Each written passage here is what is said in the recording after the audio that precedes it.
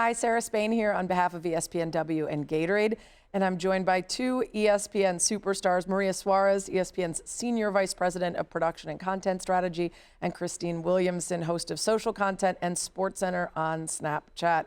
Thanks for joining me, ladies. Maria, I need to start with your 30 years at ESPN. That is most of your life, but maybe a different background than some would expect. You grew up in Portugal watching a ton of soccer and really wanted to work in television, but started with children's and entertainment and news. And it wasn't until a chance phone call to one of your professors that you really got that big sports break. Can you talk about that? Sure. I always say I found this secret backdoor into ESPN because I don't think anyone, including myself, would have ever thought this is where I would have ended up. I was studying broadcast journalism in college. Somebody who was at ESPN, who knew my professor, called and said, "Hey, do you happen to have anyone who has production experience and who's fluent in Portuguese?" What are the chances? They were starting this network for Brazil out of Bristol, Connecticut, of course. Of course, as one does. Yes. 2 days later, came down, met some people. The next weekend, I was working at ESPN. Over the years, you've had a number of different roles. What strategy or plan, if any, did you have as you moved throughout the company and made your way up? I have never had a plan. I love it. I love when people defy what we're always told, because there's so many different paths to get to success. Yeah, for me, my plan was kind of wherever my hard work kind of took me at the time. And also, I think sometimes if you have a plan, you're going to miss the opportunities that are in front of you, because you kind of have to be kind of free-flowing through them of like, hey, that seems like a cool opportunity. Yeah, I want to try that. Or all within your role. But you just, I think when you're not locked into, I need to be doing this or that. Right. Be in the moment. I always believe that it will, put your head down and work hard, and it does work out. That's awesome. I love that. Christine, you were a volleyball player in college. When did you realize that you wanted to make sports your career after your playing days were over? Obviously, as you mentioned, I grew up playing sports. So sports was always a part of my life. But the moment that I really realized, this is actually a very petty story, the moment that I really realized that I wanted to be in sports was actually when I was in one of my broadcast journalism classes, and my professor told myself and two other people that were in my class that sports was really competitive and it was really hard to get into.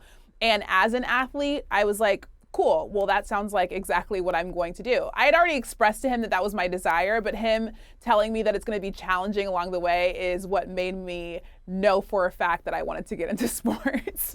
So how did you transition into your very first job? How did you find it? And how did you gain the confidence to say, I'm ready, I'm out working in this field now?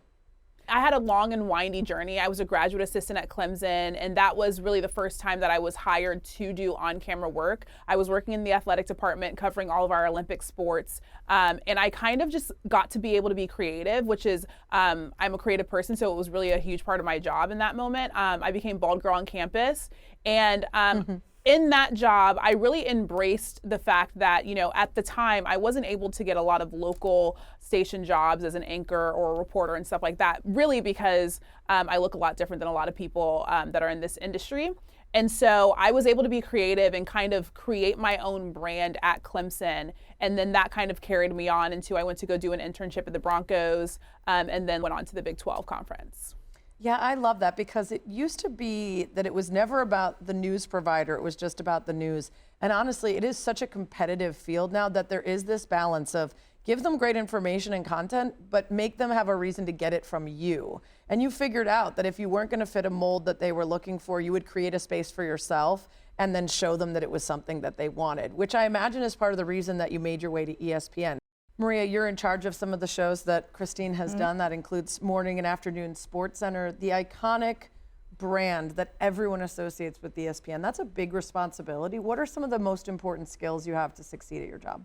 I would say the most important skills that I was able to take into this particular role is one, I am a sports fan. So I think that whenever we're making decisions about what goes in the show, what should go in the show, I can always put myself in the shoe of what would the sports fan at home enjoy, and it's not always just the three main sports. What else can we be putting in here as a woman? What else can we be putting in the show? So I think that a fresh perspective coming into the show. I think also, we're no longer TV producers, we're content producers. Yeah. All these new platforms, you can never stop learning, right? So there's like, you can never rest on your laurels, and you're always constantly learning these new platforms, whether they come natural to you or not. It's like, okay, I got to figure out Snapchat.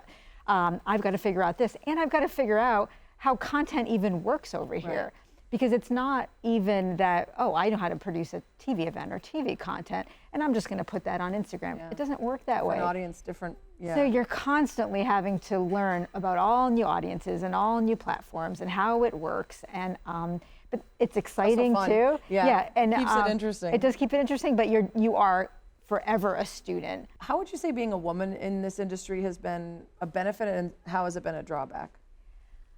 I would say it's been a benefit because I truly feel like I bring a different perspective to conversations, and especially being an immigrant too. Like I really feel like I'm going to think about something differently than somebody else in the room.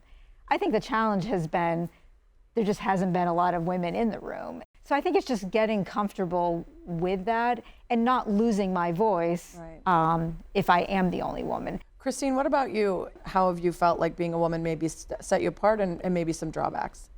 I would say set me apart because, as Maria mentioned, we haven't seen that many women, as we say 1,000,001 times every single time we talk about the sports industry. It's a male-dominated industry. So being able to be different, look different, and also have that representation. So like Maria said, you have a voice in spaces that sound a lot different than what you're bringing to the table, has been very important. I think for me, when it comes to the biggest setback is just being a woman that talks about sports, the credibility. Like if you mess up the smallest thing, absolutely, anybody's gonna call you out, tell you don't know what you're talking about. You can actually say everything perfectly correct and people will still say that, for sure. What's your best advice to girls or women that want to work in sports? And it could be specific to you or any part of the industry. I would say just endure, because I think a lot of times, as we were just saying, it can be hard. You're the only woman in the room. You have people questioning whether or not you should be there. And if you know that you want to be there and you know that you should be there, I think just enduring the journey along the way, because it's not going to look necessarily how you want it to look. It's not going to be easy. But I think at the end of the day, if it's something that you want to do and something that you're passionate about, it is definitely worth it, especially because you learn a lot of lessons along the way. You learn how to deal with people, and you learn how to be better at your job. So just endure and push through all of the noise and the burdens. Maria, how about you? Best piece of advice? I would say, sports is one of the best worlds and industries you could possibly work in. This is definitely one of those, we don't have to do this. Like, we get to do these amazing jobs at these amazing opportunities. And I think it's just really important. It's similar to what Christine said. Like, if you want to do this, there's no reason in the world why you can't work in sports. There's no reason in the world why you can't be successful in whatever role it is that you want to go out for.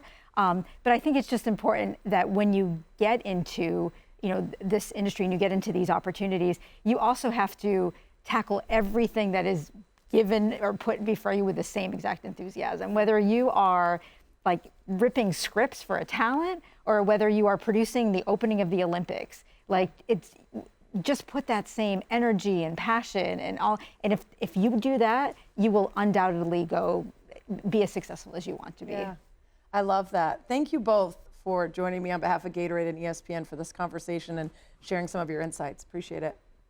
Thank you.